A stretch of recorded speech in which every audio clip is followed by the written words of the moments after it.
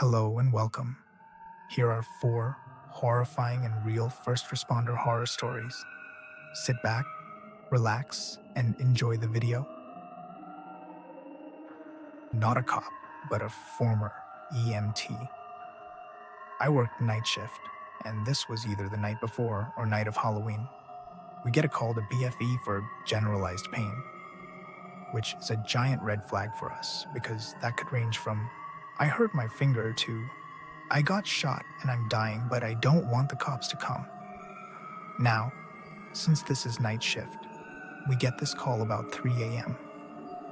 So, we get there, and it's a creepy old lady who get us to go into the house from the garage. Why? Because she has a TV blocking the front door out of fear of zombies or something showing up to rob her. Weird, right? Well, this garage was pitch black. We asked her to turn on the light, and she wouldn't do it because squirrels chewed up the wires. So my partner and I kind of gave a weird look to each other, but didn't think much of it since we thought it was some Halloween thing. We go inside, and there's a single mattress on the floor. No other furniture besides that TV blocking the front door. The patient is the crazy lady's daughter. She's got chronic pain, so it's NBD. So we get her to the truck, and something seems off with the crazy lady. So I automatically close the door to the truck, leaving the medic and patient in there, since he's much bigger than me and can handle himself, and the patient already strapped to the stretcher. So I'm outside the truck, and crazy old lady is standing there with her arm in a sling that she had just put on. I asked her to leave so I could go to the hospital. She tries to hand me a Diet Coke for her daughter, and I refuse. This sets her off. She throws the Coke and runs off towards the house, but only a few feet before she turns back around and starts coming at me. I see something in her hand. She had pulled a knife out. My paramedic then opens the door to tell me he's ready to go, and it startles the lady enough for me to be like, all right, let's go. And off we go to the hospital. I went home and cried. That was the first time I was almost killed on duty. And it was 3 a.m. at Halloween.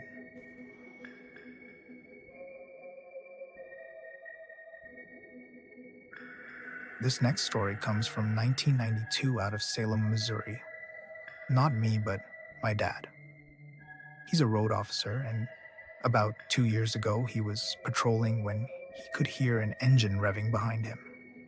By the time he looked up, a guy in a pickup truck rear-ended him.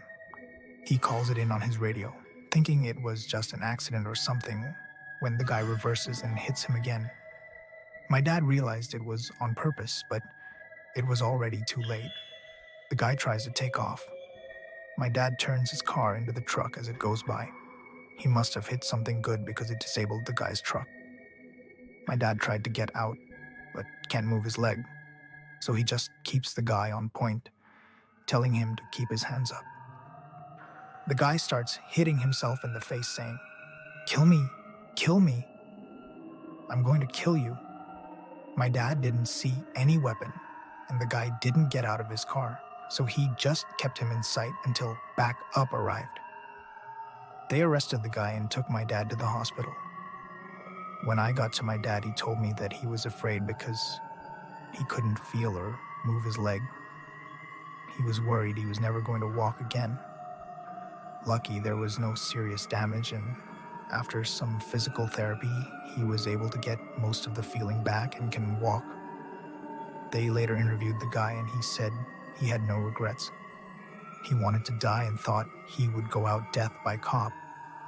He even said something along the lines of killing my dad in the crash to make the other officers angry.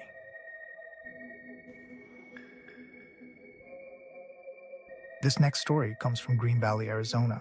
Actual police officer here. This wasn't scary. Nothing is scary to me. But this was certainly creepy. El Duende, a Hispanic term for something like a gnome. and it is the nickname for this short guy who resides in my district. One night, we get a report of a robbery/stabbing and meet with the victim's friends alongside a large pool of blood. They said El Duende got stabbed and ran away. They don't know El Duende's real name. There is a trail of blood drops that lead all the way around an apartment complex, and we follow it. We get to the other side, right across the street from a convenience store, and find a larger pool of blood. It's everywhere, to the point where it looked like someone slaughtered a cow, like it was sprayed. At this point, we are less concerned about the robbers and more concerned about finding El Duende, because he might die from blood loss if we didn't find him. The hospitals tell us he hasn't come in yet. We continue to follow the blood trail. It leads us to a different neighborhood, a little less than a mile away.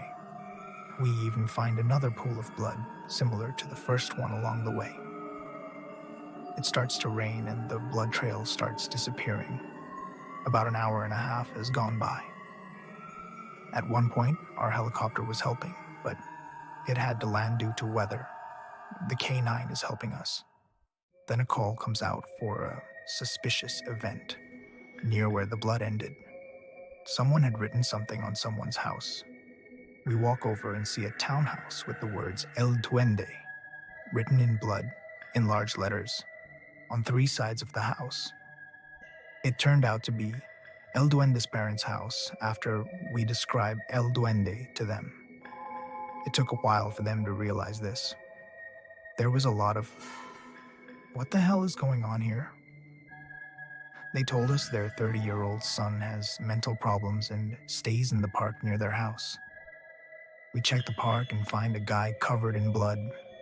His cloths are completely soaked in blood. I ask if he's El Duende. He says no. I tell him I think he's not telling the truth, and he says, "Okay, I'm El Duende."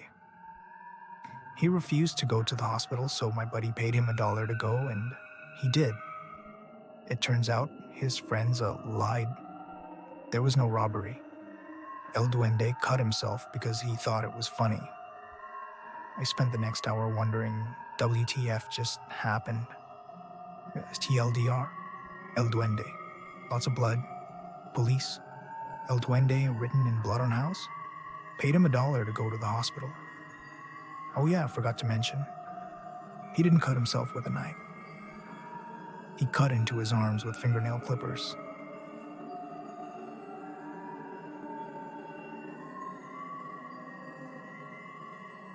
This final story comes out of Los Angeles, California. I was part of a SWAT team, and we got lots of calls that were disturbing, scary, and creepy, but this tops it. My team received a call where shots had been heard inside a house. The caller said that their neighbor's daughter had come to their door covered in blood, and shouting had been heard before the shots. We pulled up, grabbed our rifles, and put our helmets on. There was a child covered in blood, and 2 people stood holding her. As we headed into the apartment block, we evacuated high floor that the call was made from. Other floors had been actuated already. We made it to the door where the shots were heard from.